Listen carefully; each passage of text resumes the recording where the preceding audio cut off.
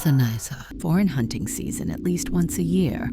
I try to travel up to Maine and rent an Airbnb to go hunting. I never bought my own place because I can't really afford it, just for a single trip every year, so doing a weekend rental makes more sense for me. Plus, I'm not exactly an expert. I'm still trying to get more experience some years. I'd go with my uncle, but in recent years he hasn't been in the best shape health-wise. He's not really up to it anymore. So, I've been going alone more recently last year, which was 2022 at the time. I'm writing. This was the last season that I went hunting. It was November. The Airbnb I rented was near a national park. I arrived late on a Friday because I had to come home from work, get ready, then head out on the road trip when I pulled up into the long stretch of private dirt road to get to the cabin type Airbnb. It was pitch black outside, and it was dead silent too. This time of year, there's obviously no bugs or crickets left, so the nights are dead silent and dark up there, especially if the place you're staying is secluded like this one. I pulled up as close as I could to the cabin, and the owner told me the key would be hidden under the mat. Sure enough, it was there. I brought my 2 bags inside the cabin and unpacked my things onto the bed in the 1 bedroom. It was a very cozy cabin, and the owner already had the heat turned up for me, which was nice. Maine gets pretty cold up there in November. There was cable and Wi-Fi in this Airbnb. So I set an alarm to get an early start at dawn, which in my opinion is the best time to find deer or even moose. If you're lucky, the next morning I was up as soon as my alarm went off, and I was out in the woods in less than half an hour. Since this was foreign territory to me, I posted up behind a blowdown. I found some knocked over trees. Usually this would now be a waiting game, but I heard a man's voice call from behind me. I had a mini heart attack and turned around to see some men with gray hair, but who looked like he was only 50. He was approaching me slowly. He said slowly, in a very angry sounding voice. "What the hell are you doing here?" I responded. "Excuse me." He said hunting is restricted here.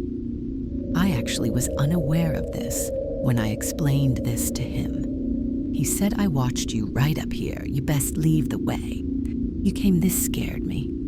I said, "What do you mean? You watched me right up here," he told me. He always sees people riding up to that cabin, always out of town, folk who come up here for the wrong reasons. I apologized to him and told him I'd leave.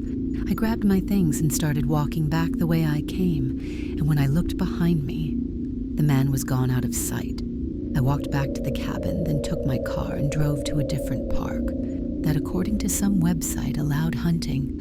I posted up there and had a failure of the first half of the day. Around midday, I went back to the cabin to just regroup and have a meal. But when I got back to the cabin, I found that the door was unlocked. I could have sworn I locked it before when I got inside. I was almost positive certain things had been moved around, and the zipper to my bag was unzipped. I couldn't remember if I left it zipped up or not, but it was typical for me to always keep my bag zipped up. I just checked every room, quick, before settling down. I was way too hungry to just prepare a light meal, so I drove to the little village nearby and picked up some Chinese takeout. Then I drove right back to the cabin. I was planning on heading back out to the park at dusk. When I got back to the cabin, I just ate my food and went straight to take a nap after my nap. I headed back out to the park. I spent about an hour walking maybe a quarter mile very slowly, and I wasn't finding anything. My uncle always told me you could find a deer, a moose, in 10 minutes or 10 days. It just depends on how many are present and being in the right place at the right time, sadly. Luck was not on my side this day, and so when it was starting to get dark, I packed up and started heading back to my truck. It was just a short drive back to the cabin. I cooked the pasta and meatballs I brought with me for dinner, as I had the TV on in the background. Then I laid down on the little love seat couch as I ate and watched some old black and white movie while sitting there. I thought back to earlier, how the door was unlocked and things appeared to have been moved, only I didn't notice anything missing. I wondered if it was just in my head or not. Long after this, I brushed my teeth and shifted to the bedroom, where I began to watch another movie in there, planning on falling asleep to it. I was starting to drift into that half-sleep state, where what was going on in the movie was actually starting to blend into this half-awake dream I was kind of having. So I heard the distinct sound of a door clicking open that snapped me out of my half-sleep. I groggily looked up and noticed the closet door in the room was now cracked open. This immediately woke me up completely. Now the door being unlocked and belongings potentially being moved did not seem like a coincidence. I waited a moment and got out of bed, went to my hunting pack, and grabbed my CZ-75. I went back to the bedroom, turned on the light, and pointed my gun at the closet door. I yelled, "Come out now, or I'll shoot a big part of me." Still didn't believe there could actually be a person in there, and I thought that I was just being overly cautious. But when the door actually pushed open, I was in pure shock. That older man from earlier in the day stepped out, and his unhappy-looking face switched to a gross smile. Missing a front tooth, then he said, "You got me."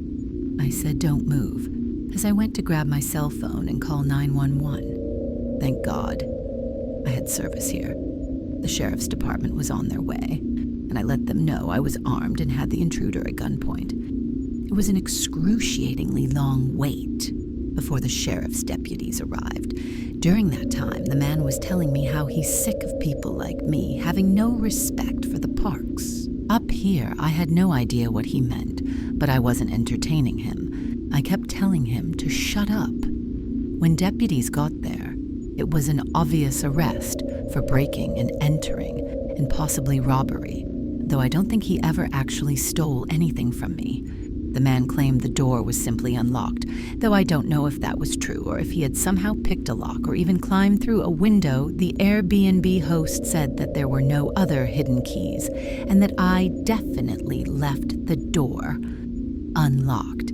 He seemed more concerned about whether anything of his was stolen and putting blame on me as opposed to asking me if I was okay and apologizing for the experience. He said he had no idea who the man could have been, even after getting his name. I still don't think I left the door unlocked, but thank God I was on a hunting trip and had my firearms with me to quickly neutralize the threat. I was 14 when the story took place. It was my first year hunting deer with my family, to be specific. My father, my cousin, and myself to paint a picture. My blind was 2 miles south of my father's, with his stand being 9 miles. Southwest to my camp, we drove a four-wheeler about 100 yards away from his stand, which left me with a while to walk before I even got to mine. I live in northern Michigan, and during the winter, it gets dark quickly and early. It was around 4 p.m. when I started to get cold and decided to close up my tent. I was hunting with a 243 rifle that had a pink camo cover on it with a strap around, so I could hang it off my back, closed up my blind zippers, and put my garbage away in a bucket I had as I was throwing away my trash. Heard a couple leaves crumble, so I immediately turned my head up to see if it was a deer. After about a minute, I brushed it off as a squirrel or a bird. Disappointed, I closed my blind and headed to my father's. As I was taking my first steps out of my blind, I could see a fresh pathway brush through the leaves. It was a wide path, not from a small anima, or even a deer. I immediately started thinking a bear or wolf, so I started speed walking to where my dad was. I started to panic as it started to get even darker, and I was still roughly a mile away. I was just walking as I was stopped in my tracks by one of the most haunting and horrifying noises I'd ever heard. The best way to describe it was a bear/man that was being murdered. Sounded roughly 150 yards back as I started to run with boots and thick hunting gear was hard with 20 pounds on my back, but fear pushed me through, and I didn't stop around. 25 seconds later, I was still running when I heard it again this time. It was louder and closer at this point. It was completely dark out, with the moon being the only source of light. I turned around with my headlight, and what I saw is still the most terrifying thing I've ever seen around 50 yards away. I saw a black figure in the dark, illuminated by the moonlight behind it. It was around 10 feet tall and skinny. Without thinking twice, I started running while trying to get my gun off my back. I didn't know where I was running, but I just ran. I ended up on a road that I recognized as Rabbit Road, the road that connects my camp with the entrance to the hunting area. I ran on the road until I got to my camp. By the time I got into sight of my cabin, I turned around again and saw it again, this time further away. It was still standing up, and I can only describe it as a tall, black, skinny figure. It had long arms and long legs. As I got on my cabin steps, I threw up from exhaustion and continued to vomit for about a minute. As I later then passed out, I woke up to the sound of my dad's four-wheeler turning into the cabin driveway. I started crying as I ran up to him, hugging him. I quickly told him the story of what happened and how I ran back without stopping. He didn't believe me at first, but as we got settled inside, his face started to change as he saw the desperation in my eyes. I didn't sleep that night or for weeks after people have told me it was most likely a bear, or I was just seeing things. But I know what I saw. I'm older now, and I only hunt with someone with me. I also hunt with a bigger gun, because it gives me reassurance that I could shoot something larger as I'm riding. This was the most scary experience of my life. It was a Friday evening, and I was getting home from school. I was 13 years old and was really excited to go hunting. I love hunting, especially the ranch we go to in Alice, Texas. I've been going there since I was 4, and I have so many memories of the place. It was my grandpa, my dad, and I going there. We're going to be a few other people, like the ranch owner's family. We were packed up and ready to go. It was deer season, my favorite season. Just the feeling of seeing a big deer right in front of your eyes is a wonderful feeling. And of course, shooting. People say that it's wrong to kill animals, but I disagree. If you're actually eating it, we got to the ranch, and it was 10 p.m. So it was pretty dark out there. The ranch is 300 acres, I believe, and the campsite is an old little shack, probably the size of a normal bedroom. There is electricity there, but it's not a huge cabin where most hunters sleep in. However, there are little beds there. But one time my dad found a huge snake shed in one of the beds when I was little. So from then on, we sleep in a tent. The camp is surrounded by woods with a little field up ahead, probably a little less than the size of a football field. We use that field for dove hunting anyhow. We unloaded and chatted for a while around the campfire, telling jokes and whatnot, when we heard the scream. It was the most disturbing thing I'd ever heard. It sounded like a human hybrid or something. The scream sounded not too far away. All of us jumped from our seats and looked at each other. Every man there was freaked out. I could see it in their eyes. The ranch owner was the first one to say what the was, that he then told us, and one of his family members to go check it out. He's a pretty old guy in his 70s. So that's why we went to go check it out.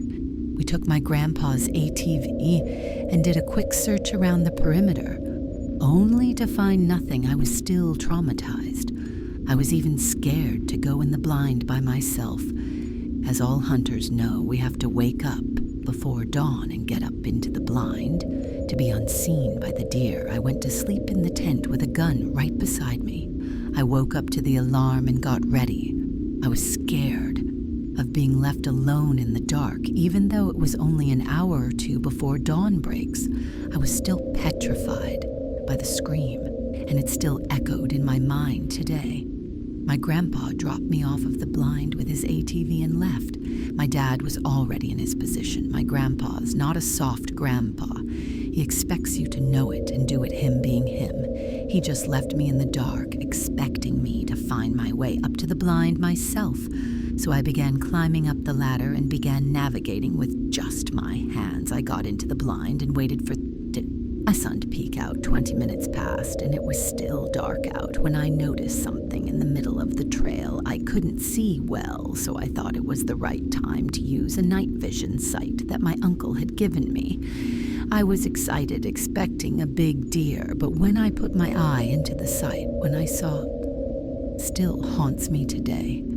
I don't care if you believe me or not, but I was expecting a deer only to find a person walking towards the woods. It was distorted looking, but had the same outline of a person. I don't know how it spotted me, but I saw it turn and face towards me now. The night vision is not super clear, so I couldn't see its face, but I could see it was looking straight at me. Then what I heard next will stick with me for the rest of my life.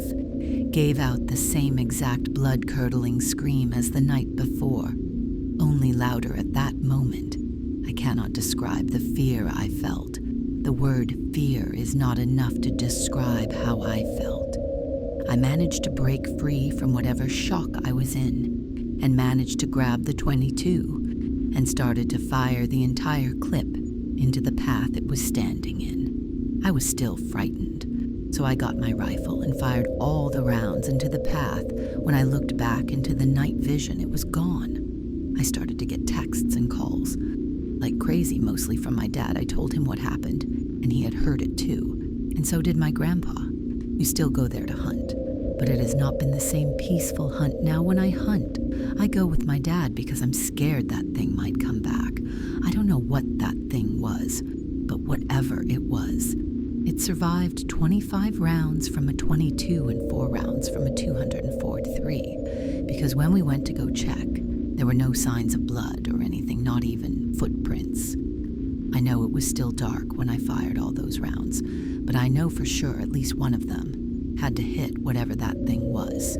It was the fall of 1986. I was 23 years old. I'd never really been scared in the woods before, honestly. I always felt like the wilderness was my safe place somewhere. I could go and relax and get away from the stresses of life.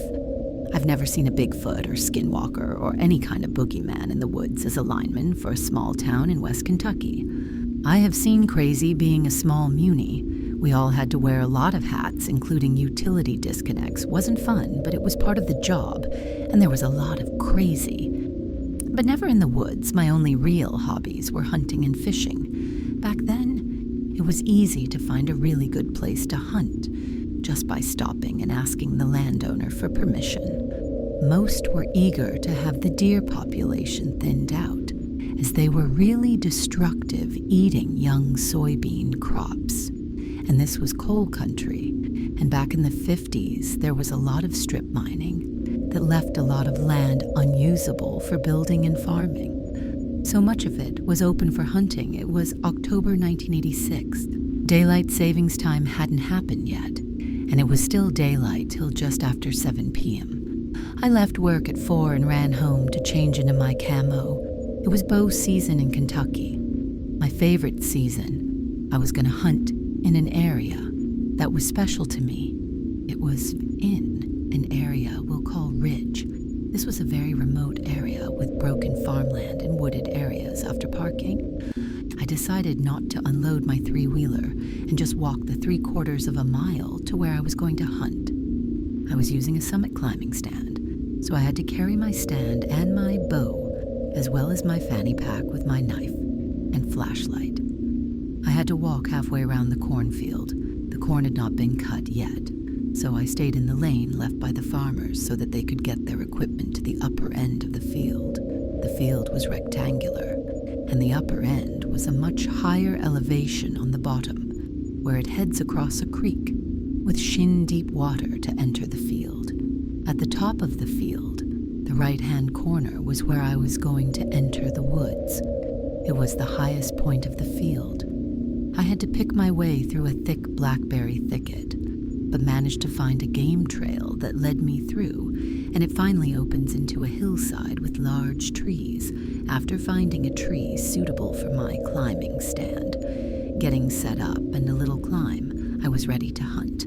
I love to watch nature. The deer hunting was just an excuse to be in the woods. As a lineman, I had no fear of climbing high, so I would get as high as I could this time.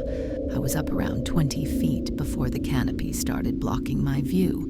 It was around 5:30 when I was settled in my stand and had an arrow knocked. I regularly stated my permanent stands late, as not to spook deer close by.